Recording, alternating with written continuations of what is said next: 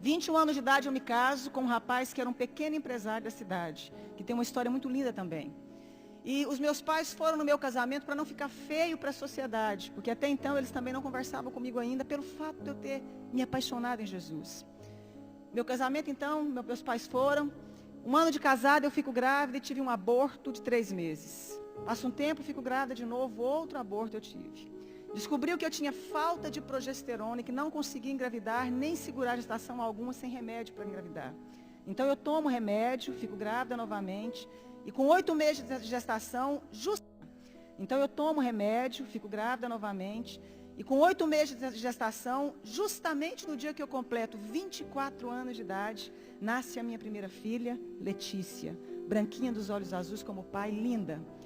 A minha mãe ainda era muito longe de mim, os meus pais não se aproximavam de mim pelo fato de eu estar apaixonada em Deus. E eu me lembro que a minha mãe então foi ao hospital porque era a primeira neta que havia chegado na casa. E neto quebranta muito o coração dos nossos avós, dos pais, né? Mamãe foi no hospital e eu me lembro que eu pensei assim, que coisa boa, que bom que a minha mãe veio aqui agora me ver a netinha, né? E eu lembro que quando a minha mãe chegou, passados uns 10 minutos, pediram a minha menina, a enfermeira me pediu a neném para dar banho na neném e me devolver para me ter alta. A minha mãe então sai do quarto, chama a minha mãe, entrega a neném, passa um pouquinho, a minha mãe sai do quarto, chamaram também meu marido e eu fiquei sozinha. E eu ainda falei assim para Deus, que bom que nada teve que acontecer, porque a minha mãe agora voltou a falar comigo. E ela simplesmente se negava a falar comigo. Eu me lembro que naquele momento então, entra no meu quarto a chefe da pediatria do Hospital da Mulher em Goiânia. Aquela chefe da pediatria começou a acalentar as minhas mãos como ia me dar alguma notícia. Ela disse, mãezinha, acabou de acontecer uma fatalidade. A sua filha acabou de cair do braço da enfermeira e veio a óbito. Minha primeira filha caiu do braço da enfermeira e veio a óbito. É muito fácil você levar um bebê para casa, mas você levar um caixão é muito difícil, minha querida. Mas eu queria fazer um parêntese aqui e dizer o seguinte, lembra que a minha mãe me falava que eu ia perder um filho como ela havia me perdido para Deus? E eu fazia uma oração que Deus fizesse o que fosse preciso para encontrar o coração da minha família e se revelar a eles. A minha mãe não falava comigo, isso me doía muito. Quando então eu recebo a notícia, minha mãe já havia recebido a notícia na porta do hospital. A minha mãe sobe as escadarias do hospital, entra no quarto e começa a gritar, filha, me perdoa. Filha, eu queria que você tivesse perdido um filho para as drogas, para o mundo lá fora, mas não nessa fatalidade. A minha mãe começa a abraçar as minhas pernas, beijar as minhas pernas. Mas foi a primeira vez que eu vi a minha mãe dizer que me amava. Foi a primeira vez que ela me deu colo. Foi a primeira vez que a minha mãe teve tempo de dizer que eu era especial e importante para ela. Foi a primeira vez que ela pôde ouvir porque eu havia escolhido caminhar com Jesus. E houve então ali um momento de restauração, de perdão entre eu e minha mãe. Os meus pais voltaram a falar comigo. Eu mandei fazer um exame do corpo da minha filha porque eu já tinha tido alguns abortos.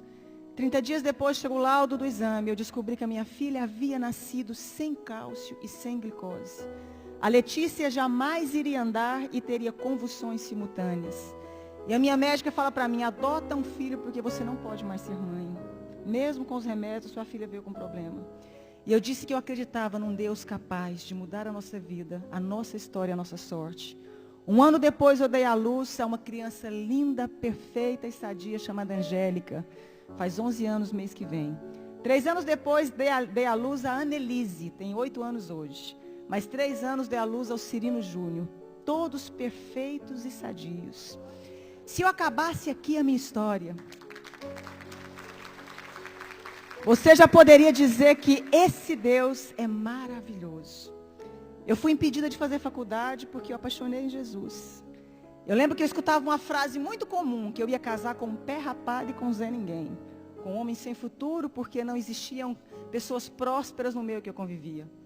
Me casei com meu esposo, ele era um pequeno empresário de fato.